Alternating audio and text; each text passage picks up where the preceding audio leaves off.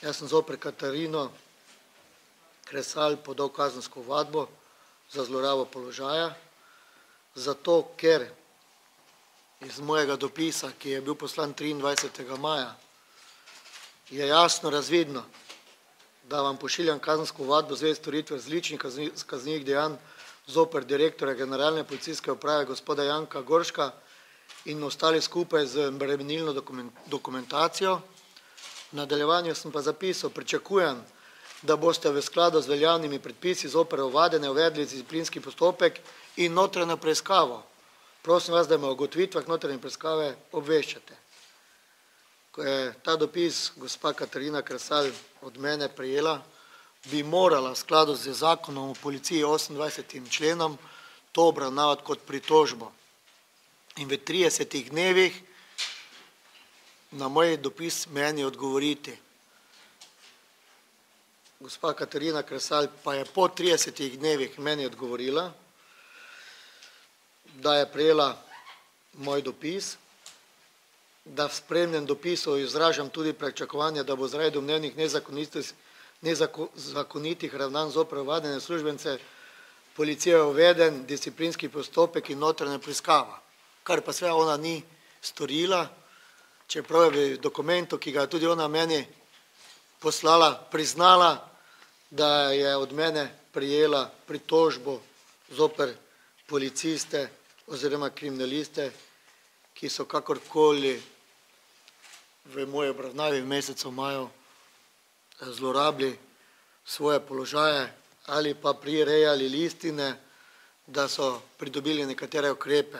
Zato sem se odločil, ker mi pravni poduk daje možnost, da se zoper sklep, ki ga je podala tožilka, odločim za subsidiarnega tožilca in sem včeraj na sodišče v Ljubljani vložil obtožni predlog zoper Katarino Kresal, ker sem prepričan in tudi po posvetovanju z odvetnikom Matosom sem 100% prepričan, da so vsi elementi kaznivega dejanja in da je Katarina Kresal utemeljeno osumljena storitve kaznivega dejanja.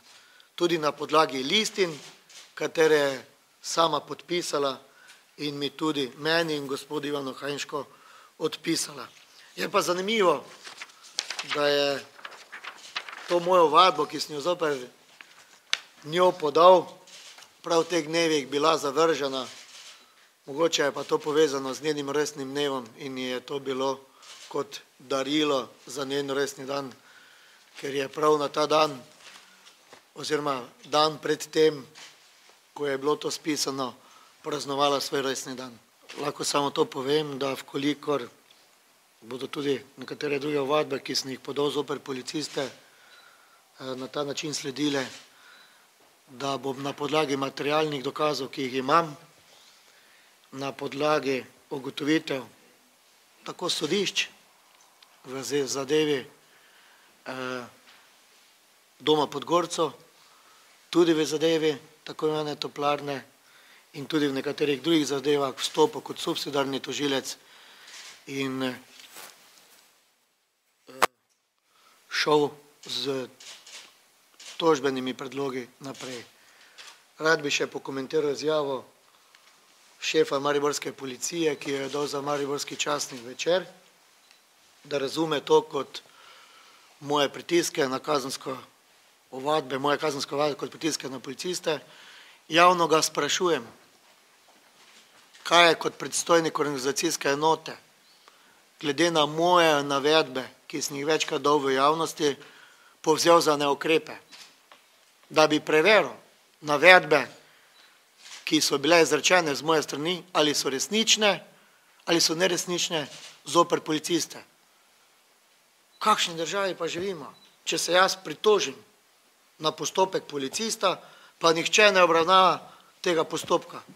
Zato je zakon o policiji, 28. člen, kjer govori, da ne glede na to, kakšna je pritožba, utemeljena ali neutemeljena, mora predstojnik v 30 dnevih predati notranji komisiji oziroma skladu z akti, ki so sprejeti znotraj policije, da se taka pritožba obravnava.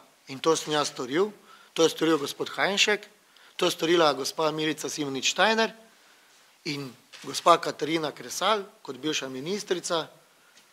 Glede na to, da pritožbe nismo podali predstojniku policije gospodu Gorško, ker je bil tudi on ovaden, je predstojnica bila ona, bi morala v skladu z zakonom 28. členu policije našo pritožbo obravnavati.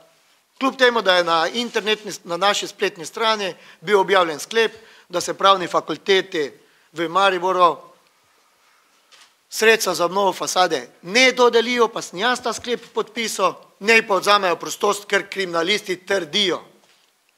Pa so imeli leto in pol časa, da bi te navedbe, ki so jih not zapisali, predhodno preverili preko svojih služb. Mene nihče ne bo prepričal, da v letu pa pol teh navedb, ki sem vam jih jaz sedaj za primer tukaj povdaril, policisti niso mogli preveriti ali pa da so bili tako zasedeni. Mene ne briga, kdo je Milan Arnejčič. Sem predtem in tudi potem že to naredil in to javno vam povem. In tudi sem prosil, me tudi eden od bivših županov prosil, če lahko to naredimo. Pa ni pomembno kdo. Sem naredil, ker sem poklican v prvi vrsti za to, da revežem v tem mestu pomagam. Tudi na ta način. Žalostno pa je, da sem pa ovaden, ker sem zlorabil svoj položaj, ker sem izkoristil svojo funkcijo, ko sem za reveža poklical, da naj predstavijo deložacijo, da nimam jaz kot župan enega socialnega problema več na ulici. Ko sem bil na zaslišanju, mi je kriminalist delil očitke, da smo gospoda Arnejčiča odpisali dolg. Pa sem gospoda kriminalista vprašal, povejte mi koliko, pa kaj smo odpisali, ja to pa ne vem, nimam točnega podatka. Zakaj pa z mano pravite razgovor, če nimate točnega podatka? Ničesar nismo odpisali. Kolegi so zbrali denar, vse so poravnali, nobena materialna škoda ni nastala. Nastala je materialna korist občini in državi.